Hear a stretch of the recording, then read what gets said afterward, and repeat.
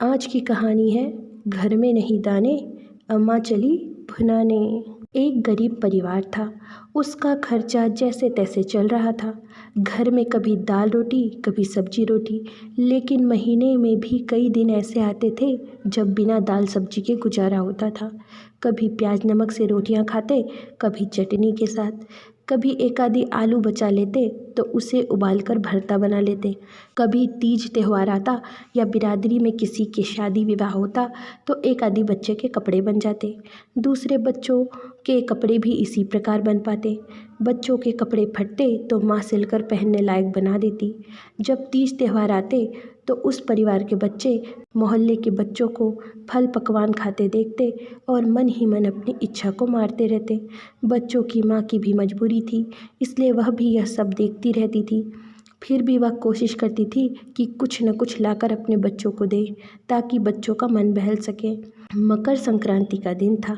घर घर बच्चे रेवड़ियाँ, गजक, भुने चने खाते नजर आ रहे थे। उस घर में माँ के पास पैसे नहीं थे, जिससे वह अपने बच्चों को ये सब चीज़ें लाकर देती। जब बच्चे मांगते तो माँ कह देती कि अभी पैसे नहीं हैं, 2-1 दिन में ला देंगे, लेकिन ऐसा नहीं हो सका। एक बार घर वाले को मजदूरी के कई दिन के पैसे मिले तो अनाज आदि ज़रूरी चीज़ें आ गई। एक भी पैसा नहीं बचा। बच्चों की माँ ने सोचा कि न कभी पैसे बचा सकेंगे और न बच्चों के लिए कोई चीज़ ही ला सकेंगे।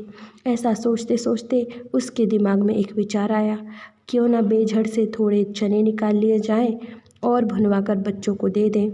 जब चने निकाल लिए तो उन्हें भूनने की बात सामने आई। पहले उसने सोचा कि क्यों ना रोटियां बनाने के बाद चूल्हे की गर्म राख से भून ले।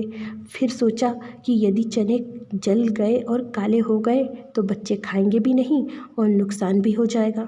चने लेकर भुनाने के लिए भाड़ पर जा पहुंची। वहीं भुनाने वालों की कतार लगी थी। कोई अनाज पोटली में लाया, कोई झोले में लाया था। उसके पास न कोई पोटली थी और न कोई झोला।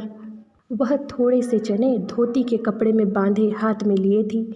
जब उसका नंबर आया तो बड़ बूझे ने उसकी ओर देखा और पूछा, तेरा अनाज कहाँ है? वह हाथ में लेकर गांठ खोलने लगी।